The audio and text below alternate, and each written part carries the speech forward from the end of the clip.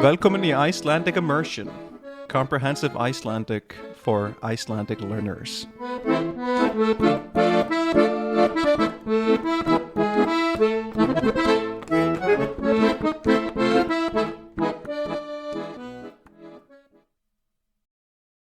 Góðan dag og verður velkomin í þátt númer 24 af þessu hlaðvarpi. Í dag datt mér í hug að tala eitthvað sem að mér finnst vanmetin hluti af því að læra eitthvað. Það að segja að við leggjum ekki nógu mikið á okkur að bæta okkur í þessu þegar við erum að læra eitthvað.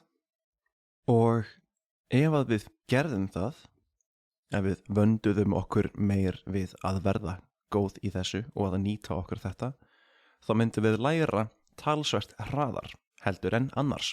Og þetta einfaldlega það að trúa á sig.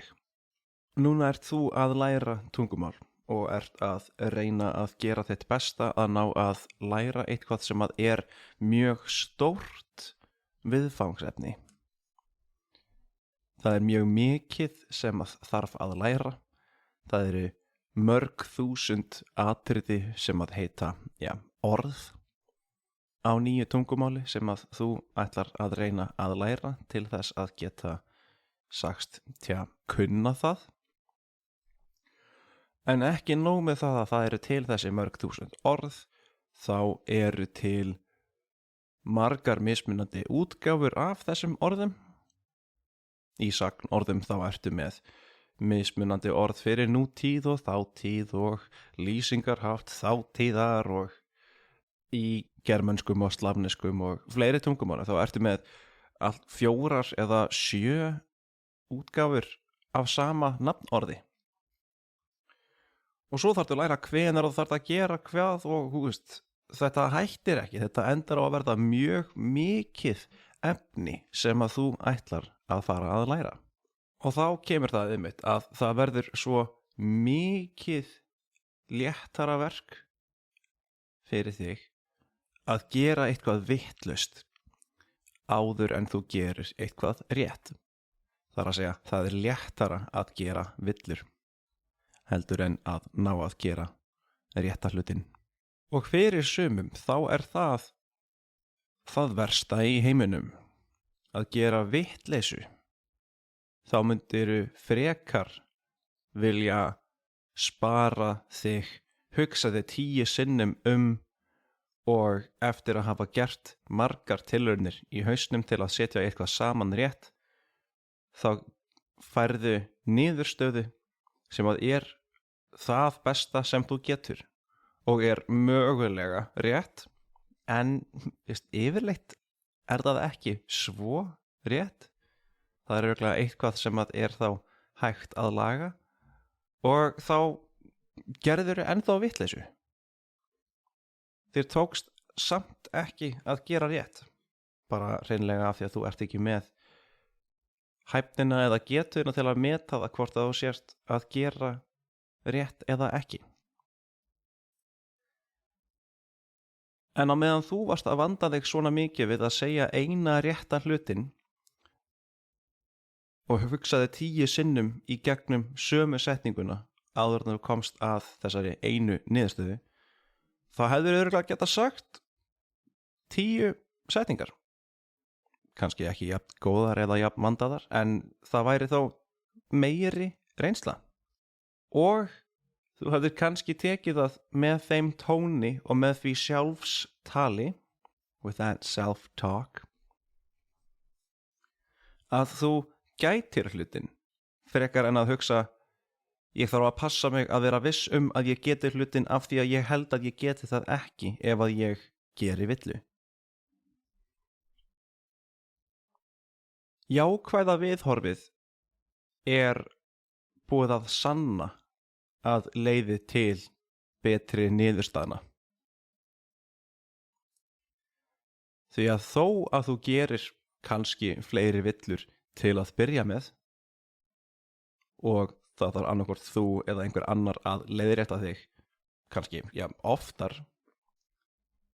þá ertu bæði búin að fá fleiri tækifæri til þess að opinbera og sýna hvar þú gætir verið að gera einhverjar vitleysur og fá fleiri tækifæri til að prófa eitthvað nýtt. Þannig að þú safnar í rauninni meiri reynslu. Annar hluti í þessu er að þeir sem að vinna með þessu jákvæðara viðhorfi er að þeir halda sér miklu betur við efnið af því það er þeim minna erfiði að vinna í þessu áhugamáli. Þeim hreinlega líður betur á meðan þau eru í því eða að stunda það öllu heldur.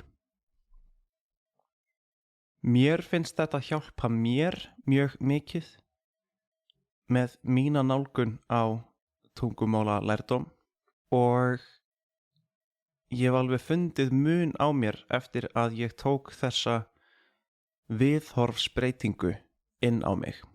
Þá sérstaklega hvað varðar skilning. Það er miklu einfaldara að búa til villur þegar maður er sjálfur að tala, þegar maður sjálfur er að setja saman orð og skapa mál. To create speech, or language for that matter. Það er sjaldnar að maður búi til villur við það að fá að heyra eða lesa mál. Því að yfirleitt þá er málið sem að þú lest sem að er skrifað af einhverju sem að talar þetta tungumál vel eða að móðurmáli yfirleitt nokkuð vel sett upp. Það er sett upp á þann máta að einhver sem að kann tungumálið myndi skilja fyllilega það sem skrifað væri. En þú sem einhver sem að er að koma sér fyrir inni í málinu og ert annað hvort einmitt að lesa það eða að hlusta á það. Þú ert yfirleitt mjög snemma farin að skilja viðfangsefni og að geta giskað nokkuð vel á það hvað hinn einstöku orð þýða. Það er ekki þar með sagt að þú myndir geta búið til setningu sem er jafn flókin og sú sem þú heyrðir. En þú getur alveg metið það þannig að þú skiljir nokkuð vel það sem að þú neittir. That which you consumed. Pældu í því hvað það væri miklu erfiðara að skilja svona mál sem að er þér ókunnugt. Ef að þú myndir hreinlega ekki trúa því að þú skildir það. Tökum sem dæmi að þú ert að horfa á einhvern sjónvarpsþátt sem að gerist í suðurhluta Bandaríkjanna eða í einhverjum af fylkjunum sem eru mjög nálægt Mexíkó og þá koma stundum inn atriði sem að gerast í Mexíkó eða eru töluð á spænsku og þú gætir þá hugsað, nei, spænska, ég get ekki skilið þetta. Þetta er útlenska og ég kann ekki þessa útlensku. Og hreinlega lokar eyrunum. En ef að þú hugsar, ég skil í rauninni ekki öll þessi orð og þau eru að tala allt of hratt til þess að ég skilji þetta í rauninni, ég hef ekkert verið að læra spænsku.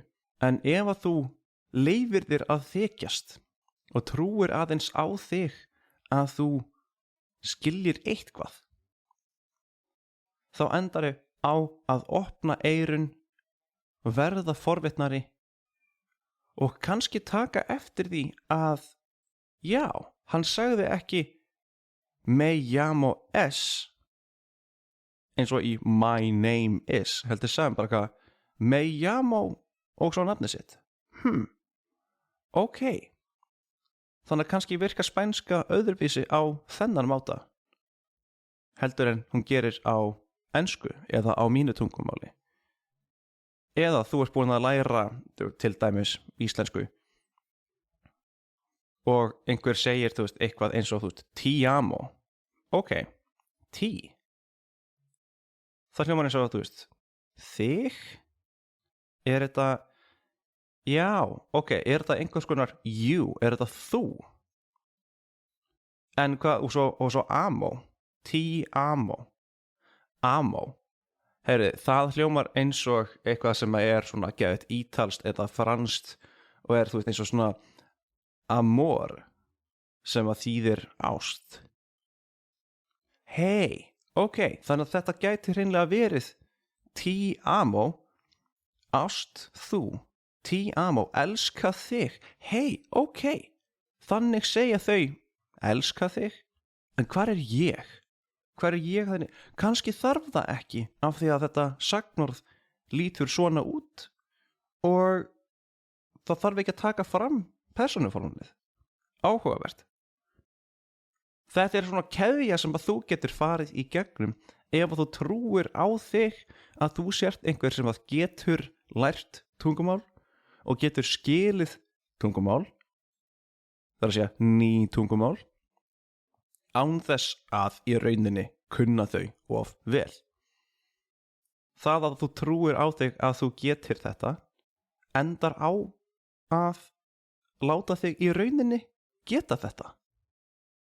Ég hafði hugsað mér að þessi þáttur yrði aðeins styttri, af því það er ekki það mörg atriði sem að er hægt að tala mjög beint varðandi þetta, en mér langaði að tala þetta af því að ég hef náð svo miklu þroska með því að breyta þessu viðhorfi hjá mér og þetta er þá sérstaklega eitthvað sem að gerðist í kjölfar þessa samtals sem ég hef nú nokkurum sinnum vísað í frá því úr þætti númer 5, þessi 3 töfraorð ég geri þetta, þar sem að þessi einstaklingur sem að ég talaði við þetta var svo öruggur með sig og trúði svo mikið á sig að hann gat fullyrt að hann kynni tungumál bara með því að kunna 3 orð á því, að segja I do this, sem mér finnst vera ýktasta útgáfan af þessari hugmynd. En mér var líka hugsað til nemanda míns sem að lærði á hljóðfæri hjá mér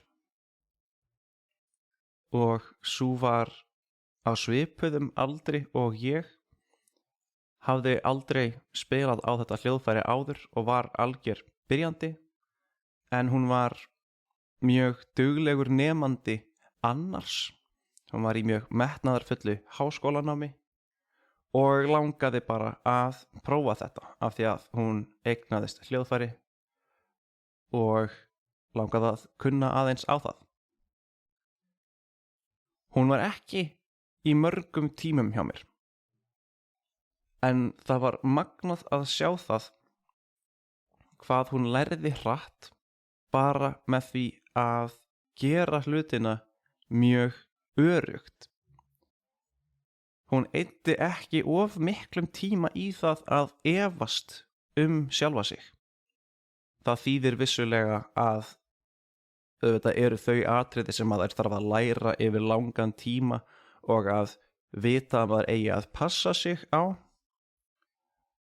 að þau atriði lærast ekki jafn vel á kannski réttum tíma.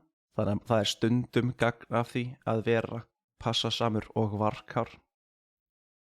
En á þessu stigi þá skipti það ekki of miklu máli og það skipti hana klárlega ekki miklu máli hvort að hún væri að gera eitthvað of rétt eða ekki.